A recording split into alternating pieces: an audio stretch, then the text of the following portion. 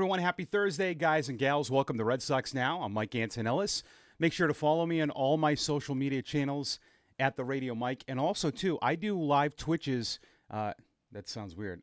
I go on Twitch. I do a Red Sox pregame for about 10, 15 minutes behind the mic on Twitch. If you want to watch that tonight, go on right before the Sox and Rays game. But appreciate all the support. Before we go any further, please subscribe to the channel. Send in those awesome comments. We had over 70 yesterday. We climbed to 700 subscribers. Share. And we love the comments. Like I said, off the rails, the better. Just kidding. We have fun. Love the discussion. A lot going on, of course, this time of year as we approach the All-Star break. And the trade deadline is coming up. It's all presented by FanArch right here on YouTube. Before we go any further, I had a bucket list item checked off last night. A lot of you talked about this. Went to my first Cape League baseball game. Had an absolute blast. They have no lights. The game was at 5. It was called after 8 innings. It was awesome. It was one of my other job, and took 2 people. They live in a retirement home. They're diehard fans. We took them. And guess what? Drew Carter's mom, the voice of the Celtics, works for this team. And I met her last night, and she was awesome. Had a great time. I suggest that to all you baseball fans. If you come in from out of state and you want to go to Fenway and then go to a Cape League game, blast. Concessions are cheap, but it's free to get in, and you sit anywhere you want. It's really cool. All right. I know, listen, the LA Dodgers are 3-3 against the Nationals. Doesn't matter. They've lost 6 in a row. They're struggling. There are a lot of teams in baseball that have struggled against bad teams. I understand it. And we get this comment over and over and over. It's only the Rockies. Yeah, I know. You still have to take care of business. And the Red Sox have taken care of business in a big way. That's what I like to see. I was pretty disheartened last year with the way they played in Colorado when they dropped 2 of 3. The way they split with the White Sox season series. So I mean, and every team takes advantage of this. I don't see a lot of tweets or when Philly goes 7-0 against the Rockies. Dodgers are 6-0 against the Rockies. They get to play them 6 times. It is what it is, and there's still nothing guaranteed in baseball, and you still have to go out there. So let's put all that nonsense aside, like who they play. I get that, yes, and I know that we don't need to explain. Oh, when they play the tougher teams, it's going to be harder. Yes, we all know that. We don't need to keep beating down that point. Of course. And it's going to be harder for those teams to face Garrett Crochet and Giolito and Bayo and those guys that are pitching well. So let's just not worry. Yes, that gauntlet coming up is going to be tough. That's life in the major leagues. Everyone knows that. And baseball is funny. Remember that series in New York? Everyone thought, oh, my God, they're facing Fried, Carlos Rodon, and they scored 10 and 11 runs against them. So you have to take care, and they did, and they smoked all these teams. Think about this. Going back to the Nationals, and they won 2 of 3 against the Reds, but they scored 11, 10, 6, 9, 10, and 10 against those teams. They took care of business. All that matters. 10-2 winners last night. Giolito was great again. No walks. Alex Cora after the game said the 3 most important things in the game of baseball that only matter: pitching, defense, and running the bases correctly. He's right. Scoring enough runs. Their lineup's good enough. The flexibility now is fantastic. And we'll talk about that in a few minutes because I got some points on that. But great job last night. Duran hit another home run. They had 4 homers. Abreu, Narvaez, Romy Gonzalez had another home run. Meyer, Duran, Anthony, Narvaez, and Yoshida, who we'll talk about, all with multi-hit games. And they were able to use Alcala and Isaiah Campbell. Isaiah Campbell is just up there for the week as the 7th bullpen guy. He's not in there for high leverage. Yes, he's just there to eat innings, and he'll go back down when Dobbins is called up. There was a lot of uproar about him getting called up yesterday, which is crazy. He's just an extra arm for these spots. They're only using him in low leverage, which was last night, just to eat the. I mean, think about that. You used, I mean, Alcala's kind of the same guy, but you used Campbell and Alcala, and the night before that, you used nobody. That's the other thing. So you were able to, in 2 days, not use any relievers going into a 4-game series against the Rays.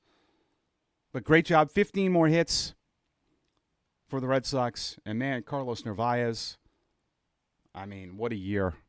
Jarren Duran continues his hot hitting. Roman Anthony now over 260. Another hit for Story. Abreu's got 18 home runs. I mean, you have a lot of guys that have developed. And good to see Meyer play at third and play the defense he does. And David Hamilton even had an RBI and a walk. So Red Sox win it 10-2 and a great win last night. Great to see Yoshida. You know, I know there are people that don't like Yoshida. I don't get it. In terms of being a full-time outfielder, certainly. And I think the Red Sox know that.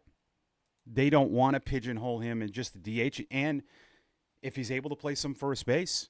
But the guy has proven he can hit. He was a candidate for Rookie of the Year. He finished 6th. I mean, his Rookie of the Year, I know he's a little bit older, but you have to have perspective with this. He's a foreign player who never lived in this country, doesn't speak the language, never played in a different time zone, barely traveled. I don't think they took planes where he traveled in some of the games. And he played in 140 games in his first taste of big league baseball without playing in the minors. And it's not the same. Japan to this is not the same. And he hit 289 with 15 homers, 33 doubles, didn't strike out a lot. And last year, he was hitting 280 before he got hurt in 108 games, 10 homers and 56 RBIs, and they like him. He's a good bat. But he's not defensively, obviously, with the guys they have.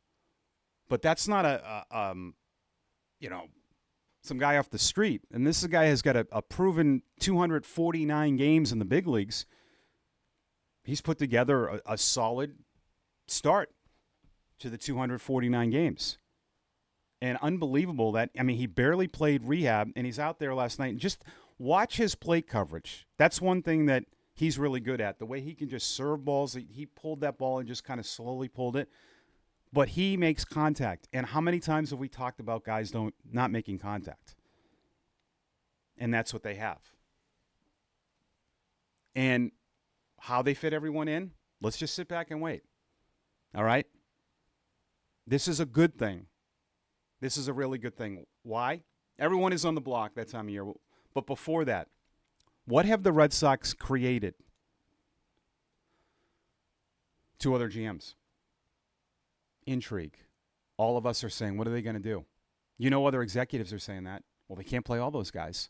So now they have created a ton of incoming. They're going to get, and they get it all year anyways, and they probably got it without this crowded. But still, you're now going to get teams asking you for all of them because they're like, well, they can't play all those guys.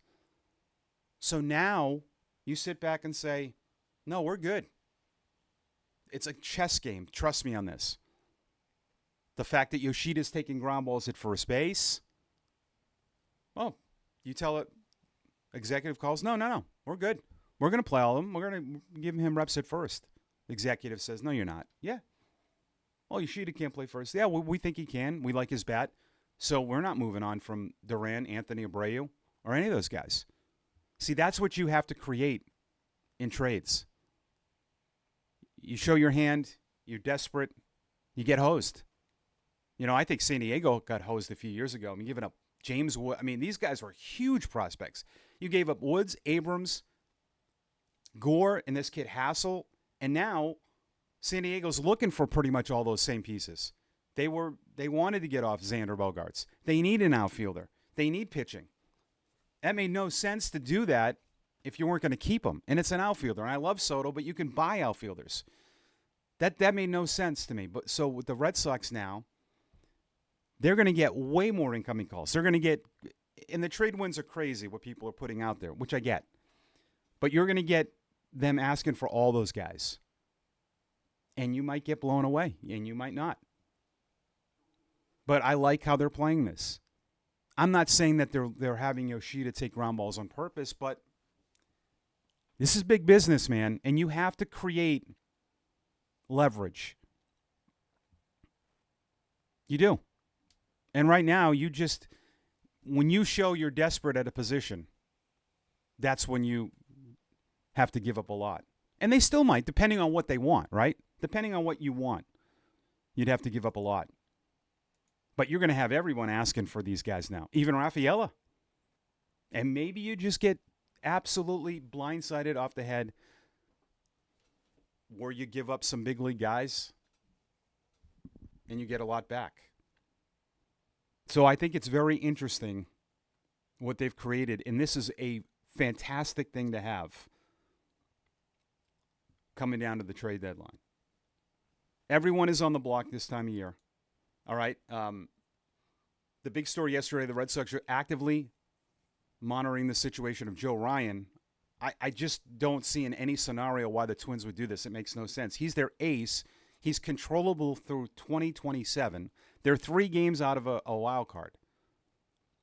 And this is an article I found would require a significant package of prospects and major league talent.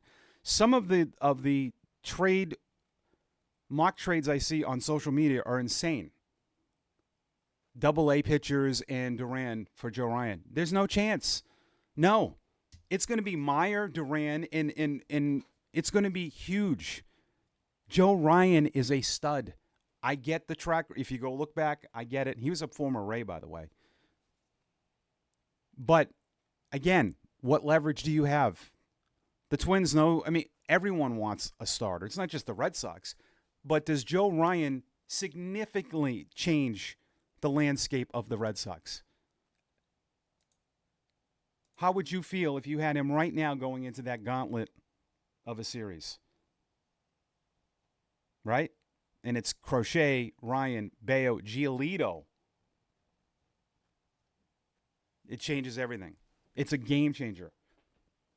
And you can look to the Crochet deal and say, well, look at the Crochet deal. They gave up 4 prospects. That's Chicago. That's completely different. Off-season's completely different. This is a completely different scenario. Minnesota is not Chicago. I don't think Chicago got enough for Crochet. Top 3 pitcher in the game. Minnesota doesn't play the way Chicago does. It's a winnable division every year. And you're going to have to give up a ton. And I don't think it's going to happen. I think this is the stuff we see all the time. And the trade deadline has not been must-see TV because so many teams are still in it. So many teams are changing what they're doing. They're locking up guys, and they're controllable. It's changed. I would love it. I just don't see any scenario where it happens. I really don't. Unless you give up, Meyer would have to be in that deal.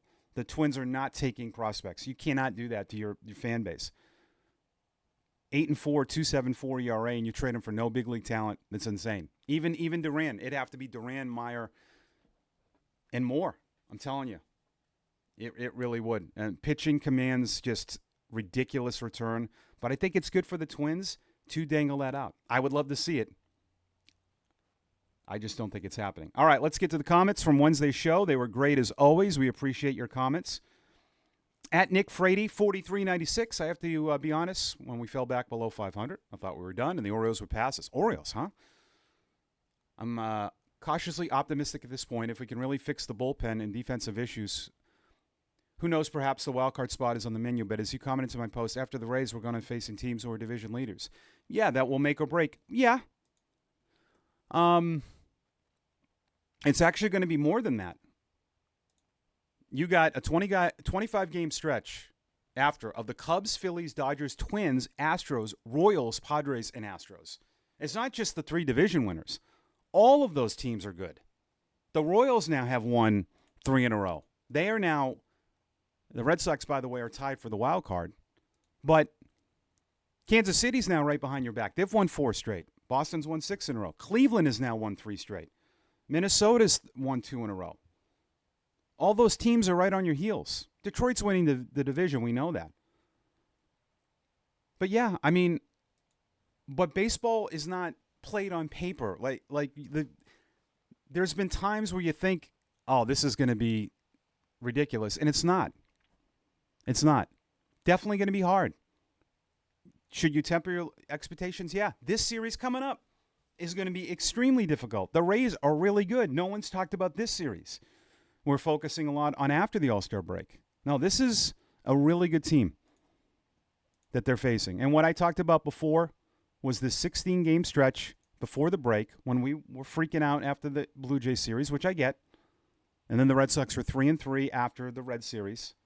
They are now 9-3 with 4 lefts. And, even if they split, I know at home you want a series win. I get it. But if they go 11-5 before this break, like I said, they would be in a good situation. And they will. If they go in the break at 51-47, they have a good chance to still have the wild card lead. I would take that. I know that's lowering the expectations. Tampa's good. I know the games are at home. I know that. But I'm just being a little realistic. It's a really good club. They've always played well here. Now, that doesn't always matter because it's a different cast of characters. Love 3 or 4, but I would take a 51. I'm looking at the big picture. Going back before this, if we had a crystal ball and saw 51-47, would say, sign me up. The way that they were playing, especially after that Toronto series. The fact that they can go in the break 4 over, they're going to get Bregman back. They could get Bregman back this weekend. He's not going to play on Thursday. And then the gauntlet of 25-game stretch, yeah, that's going to be tough. But they're going to get guys back. They're going to make moves. And again, pitching, defense, and running the bases. Those are going to be things that you're going to have to really clean up against these unbelievable teams. Great comment, Nick. At Matty Mole 29. Mike, is a win now. I saw a proposal. Duran, Abreu, Romero, Sandlin, maybe another for Tatis, Cease, and Suarez. Tatis has a non-trade. Would he waive it? Long-term, Anthony Sedane, team-friendly. No chance. Why would great Matty Mull 29? San Diego has openly talked about this. I know one of their radio guys who I checked in with. They're looking for right-handed hitters. So Google team needs. Then this isn't anything that they're throwing out there. If they added Duran and Abreu, I looked at what their lineup would be. They'd have 6 to 7 left-handed hitters in their lineup. That's not going to work. And they're winning right now. So I don't get why they would trade any of those guys. That would be a really bad look. I get the Red Sox traded Devers. It's completely different. Fernando Tatis is a good teammate. They like him. He's still one of their best players, regardless of what his numbers are. He's a guy you game plan through. He wrecks games. Doesn't make any sense for them to do that. In that division, when you're trying to beat the Dodgers, if you trade one of your best players, I just don't see it at all. They'd have to fall way out, but I don't. They're a game out of the wild card, and they're 5 out of the loss column from the Dodgers. So no, I don't see any. I don't know where the Tatis stuff's coming from. If that's just rumors, but they have openly said they need right-handed hitting. Their lineup yesterday is not the lineup they want going forward. They have a lot of young guys playing in that, so I don't see that. For entertainment-NN9GL, trade no one, add a frontline starting pitching. Yeah, maybe in the offseason. That's not happening without trades. So good stuff, great comments. Make sure to follow me on social media at The Radio Mike, TikTok, you name it. We're there. Behind the Mic on Twitch if you want to get in on tonight. And thank you for watching a Thursday edition of Red Sox Now presented by Fan Arch. Sox and Rays tonight. We'll talk all about it on Friday. Have a great one, everyone.